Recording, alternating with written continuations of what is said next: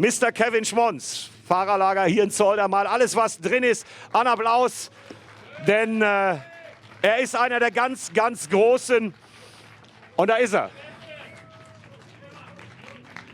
Kevin, just join us here on the table. I think you want to stay probably with those ladies from Czech Republic, but you can meet them later. We don't have long, okay, because I got to go. Okay.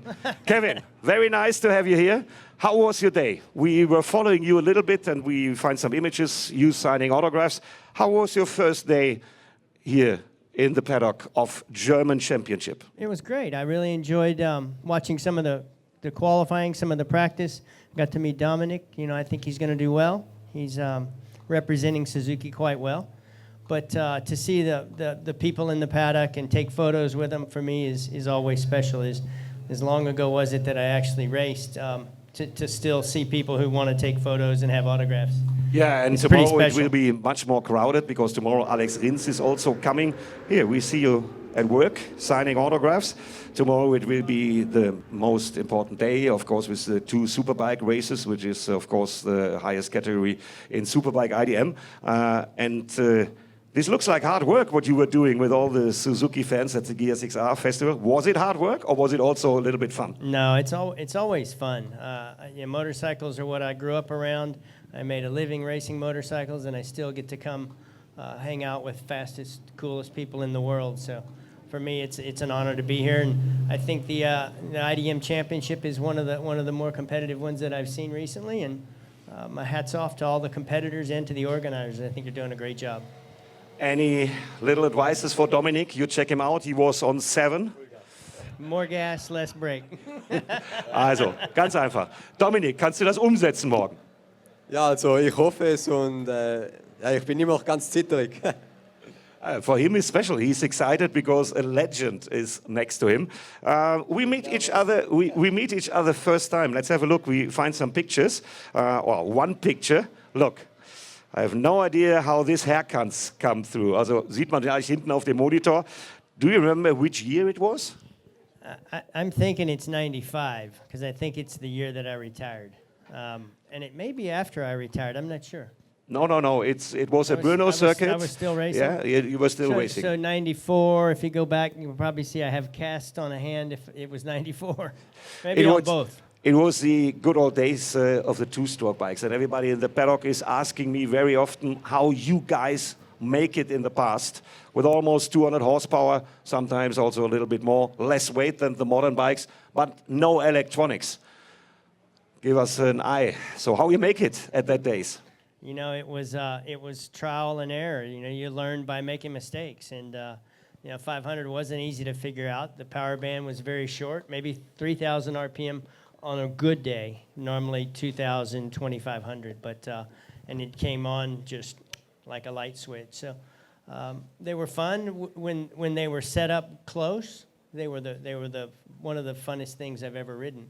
When it wasn't set up right, the day is the longest, most miserable day of your life because you're having to fight the bike everywhere. And, trying to get the power down, trying to get it to turn. Everything about riding a 500 when the setup was a little bit off was just magnified. But, that was part of racing, and to compete against the guys I got to compete against. Now go a little bit close with the microphone, then it's working a little bit better. It was fun. I loved it. By the way, we try to make it here live. It's on the YouTube IDM channel, also a service for the spectators. Also der Kevin hat gerade nochmal beschrieben, wie das war früher mit den Zweitaktern. Das war harte Arbeit. Also wenn die funktioniert haben, wenn die richtig eingestellt waren, wenn die in dem Fenster drin waren, was sehr, sehr schmal war, dann war es ein Traum, die Geräte, die Apparate, die Raketen zu fahren. Wenn aber irgendein kleines Detail nicht stimmte, dann war es auch eher ein ganz schöner Albtraum und eine sicherlich auch sehr, sehr gefährliche Angelegenheit damals. Tomorrow Alex Rins is coming, and I know that you are still observing everything what happened in MotoGP. How you like last weekend's race in Assen with the second position of Alex Rins on the Suzuki, and how you like the level in the moment in MotoGP in general? You know, for me, I think the Suzuki's doing a great job. Coming back, been on the podium 3 or 4 times this season. Rins a couple of times, Iannone a few times. But in general, MotoGP from the top to the bottom, used to be a couple of years ago was 5 seconds from the front to the back. Now is typically qualifying is just a little bit over 2 seconds from the front to the back. So I think the competitiveness of it's gotten really, really good.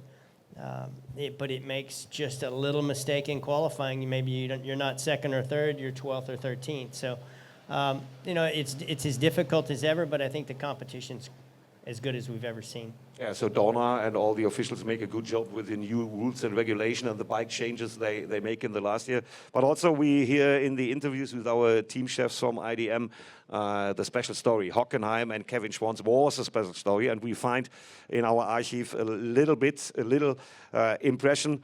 Dominik Schmidt hat mal genau hingeschaut. Die 34, das ist Kevin Schwantz, und die 1, das ist Wayne Rainey. Anfahrt Hockenheim Motodrom, deutlich über 300 km/h. Und schau mal, was die Suzuki da macht. Und keine Elektronik hier bei diesem Manöver. Das ist so eine Sequenz gewesen, wo Kevin Schwantz erst dann gebremst hat, wenn er Gott sieht. Und dann war er außen. Yeah, we didn't have these images. But how are you feeling when you see these old images? Because this was the moment from when on you become legendary in Germany. You know, it was because we only raced Hockenheim every other year. We went to Nürburgring the other time. But in 89, my bike broke. So it was 91 before I had another chance. And Rainey had beat Lawson by passing him going into the stadium. And I just knew there was no way I was going to let that happen. Coming out of the Sachs curve, I got a good drive. My bike got a little bit sideways, but I went by him going into the chicane. And I knew that's where he wanted me to be, was in front, because he was going to draft me and beat me to the corner. But if you notice, when I come out of the chicane, instead of coming out and getting back to the racing line and coming all the way to the left, I stayed to the right because I knew he was going to, if he drafted by me, he wasn't going to want to stay outside. He was going to want to come around the right side of me so that he could kind of block and push me over. So when he came across in front, I get the slipstream quicker, which helped me then close back up on him and then on the brakes pass him. But as they stopped the video, I actually turned and looked at him. And the reason I looked at him was because I thought he was about to come back past me. Because when I went to go and open the gas, the bike didn't go. And I thought, what's the matter? And I look at the tachometer, and they revved to 12,000 maybe. The tachometer was 14 because it was a second gear corner, but trying to stop the bike, I got it knocked back to first gear. So when I went to go gas, I thought, and then I made a shift, and I thought that loss of momentum maybe cost me. But everybody thought, you're just looking at him to give him a hard time. That wasn't what it was. Also, ich glaube, das muss man nicht übersetzen, das verstehen wir alle. Hat er nochmal beschrieben, und was für eine faszinierende Geschichte. Jetzt wissen wir es, dass das mit dem Schalten, mit dem Gangwechsel auch so eine Sache war, damals in Hockenheim. Faszinierend immer noch, ne, Dominik?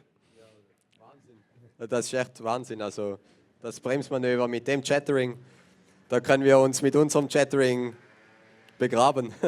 Ja, und ihr habt schön Elektronik, ist ja fast luxusmäßig, wie ihr da unterwegs seid.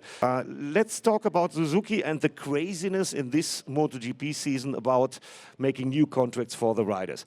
What was your first reaction when you hear for the first time that Ducati will not go on with Jorge Lorenzo, and finally he end up at Repsol Honda together as a teammate with Marc Marquez?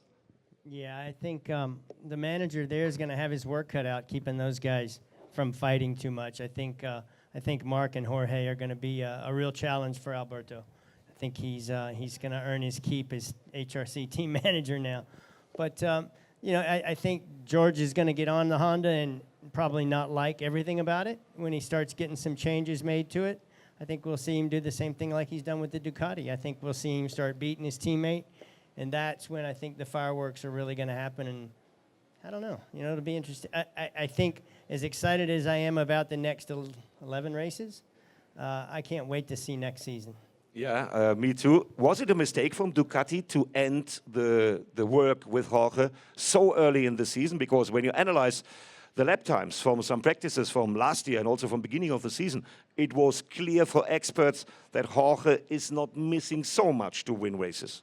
Yeah, it's early in the season to make that decision that we're no longer going to, and I think what happened was they said, we're not going to pay you what we paid you this year. We want to pay you this much. And Jorge says, but, I've started winning races, and, there's so much about motorcycle racing that is mental, and I think Jorge got a few little changes made to the Ducati, whether they've made that huge difference that we've seen in his competitiveness or not.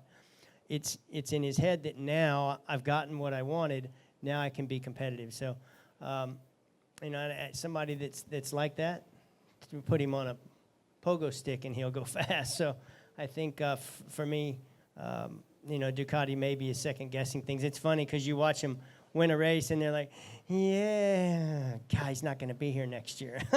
Ja. The excitement's not quite what it used to be when George wins. Also, das hat jetzt sicherlich jeder verstanden. Ich muss das auch nicht alles übersetzen, weil die internationale Fahrerlagersprache ist ja sowieso Englisch. Let's talk about Suzuki. Similar situation. So now they have Alex Rins in his second year. He's performing very, very well, and he's a future world champion. But is it not too risky to put as a teammate for next year another rookie, Joan Mir, sign already for Suzuki? Is it not a little bit too risky with two so young and not so much experienced riders? Yeah, I mean, all you got to say is look who Mir is replacing. He's not consistent. He hasn't been good with the development of the bike. We may as well try something new that has a big future. So, I think Andrea has done a good job competing this year.